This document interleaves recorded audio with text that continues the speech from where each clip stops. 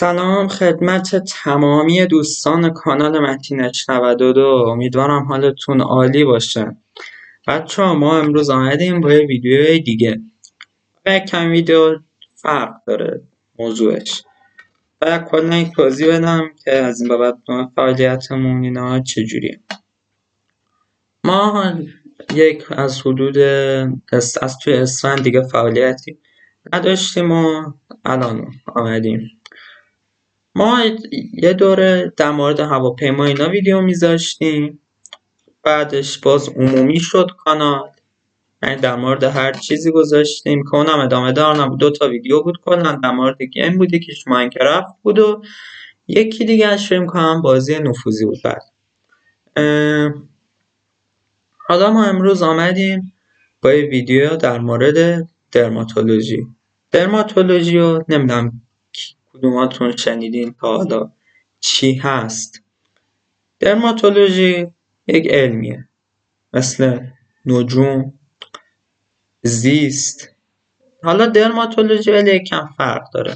درماتولوژی علم یک شاخه از پزشکیه که در مورد پوست، مو و کلا یک سری کار زیبایی ولی اکثرا پوست و مو، بیماری پوست و ایناها که شامل همونا هم میشه هستش.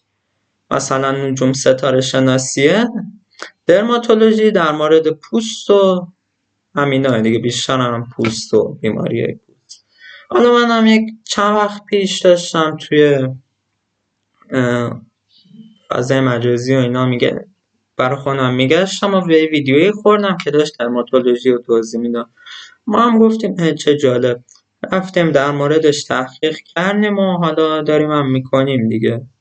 گفتیم ویدیوش هم برای شما بگیریم. از این به بعد ویدیو همون اکثرا در ژانر درماتولوژی همون پزشکی. امروز آقا ما آمدیم در مورد یه چیزی حرف بزنیم که هممون داریم توی سن ازش رنج میبریم. آکنه های غرور جوانی یا جوشهای غرور جوانی.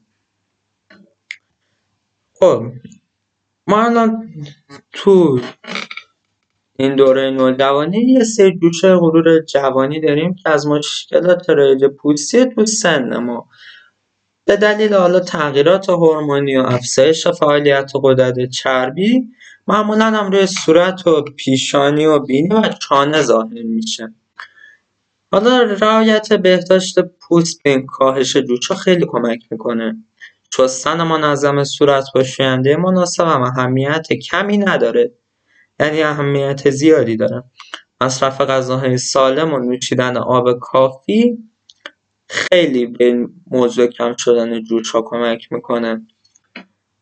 ما بعضی وقتا میگیریم اینا فشار میدیم و میتره کنیم و مثلا همین فیجت ها فکر کردیم فیجت و میگیم بچه باحاله. این کار رو اصلا ما نکنیم، چون فشار دادن و ترکوندن جوش از عامل اصلی باعث موندن جوشه. یعنی ما نتره کنیم و فشار ندیم اینا زودتر خوب میشن. بعد موضوع دیگه که باعث شدت افزایش جوش‌ها هست، افزایشش استرس و کمخوابیه که شدت جوش‌ها رو افزایش میده و در موارد شدید هم باید ما بریم پیش پزشک. در موارد شدید نه حالا یه 2-3 تا جوش زده رو پیشونیمون و چه میدونم رو صورتمون، حالا نه در اون مورد مثلا خیلی زیاد شده باید بریم پیش پزشک. در ضمن کانال ما جایگزین حرف پزشک واقعی نمیشه. من نه دکترم نه دانشمند، فقط من یه یوتیوبرم که در این موردها مطالعه میکردم. اسم کانالم همون متینش 92 هست و بله دیگه ما رو خواستیم به کسی معرفی کنیم با همین نام متینش 92. در کل ما با مراقبت صحیح میتونیم این جوشه غرور جوانی رو کاهش بدیم. این ویدیو امروز هم در ضمن 2 تا موضوع داشته که اینکه هم گفتم برگشتم، همین که درماتولوژی رو توضیح دادم چیه، همین که گفتم برای جوش غرور جوانی چیکار کنیم.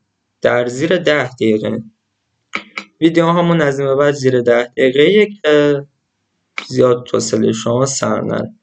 تا ویدیوی بعد خدا نگهدار.